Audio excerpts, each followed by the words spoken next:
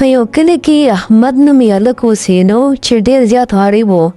هغه سره د سکول د تلو دپاره صرف یو جوړه پیزار و. احمد به د دغه پیزار ډېر خیال ساتو او هره ورځ به یې صفا کوو لکه چې دا د ده د خوبونو یو اخري سهاره وي. د احمد مور په دروازه کې ولاړه وه. هغې به احمد سره ډېره زیاته مینه کوله او هر وخت به یې په زړه کې احمد ته دعاګانې کولې. احمد په یو کچه لار باندې خپل سکول ته روان و او د احمد په زړه کې ډېر زیات امیدونه وو. احمد چې سکول ته ورسېدو د احمد ملګرو د هغه په پیزار پسې ډېر زیات وخندل. احمد ډېر زیات شرمنده شو او سر یې ښکته کړو. احمد په خاموشۍ سره په خپل کلاس کې کېناست او کتابونه یې کولاو کړل او په پړای کې مصروفه شو. په دا ټیم باندې استاد کلاس را دننه شو او د یوې غټې مقابلې اعلان یې وکړو. Good morning ماشومانو. سبا که هیله به ستاسو په سکول کې یو غټه مقابله وي چې ستاسو قسمت به درکړي. د مقابلې اعلان اورېدو سره ټول ماشومان ډېر زیات خوشحاله شو خو احمد په زړه کې سوچ کولو چې آیا زه به دا مقابله وګټم او که نه.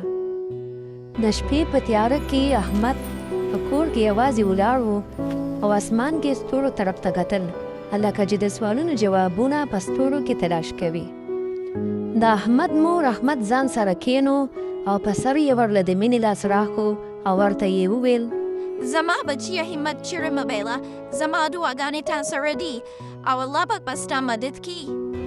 د مور دې خبرو د احمد په زړه کې یو حوصله او رڼا پیدا کړله او احمد په خپل ځان باندې یقین او اعتماد شروع کړه. اوس به احمد د ورځې هم پړی کوله او د شپې به یې هم پړی کوله او یوه لمحه به یې هم ضایع نه بوتلله.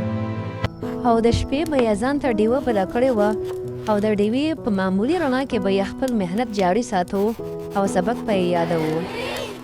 ماشومانو به اوس هم په سکول کې په احمد پسې خاندل خو د احمد په خپل ځان باندې بروسه او یقین پیدا شوی و. احمد به په آینه کې خپل ځان ته کتل او ځان سره به مسکی شو لکه چې هغه خپل ځان پیژندلی وي. آخر هغه ورځ راله او احمد د یو لوی خال مخې ته ولاړ و او د هغه په زړه کې معمول شانتې ګبراهټ و. په حال کې دننه ټولو ماشومانو رنګ په رنګ او ښایسته کپړې اچولې وې خو د احمد حوصله د ټولو نه زیاته مضبوطه او ښکلې وه. امتحان شروع شو او احمد ډېر په اعتماد او یقین سره لومبنی سوال حل کړه. د هر سوال جواب لیکلو سره د احمد په ځان باندې اعتماد ناله سیوا کېدو. داسې ښکارېده لکه چې احمد خپل تقدیر لیکي. د امتحان وخت ختم شو. احمد یو اوږده ساه واخیستله او لیکل یې بس کړل.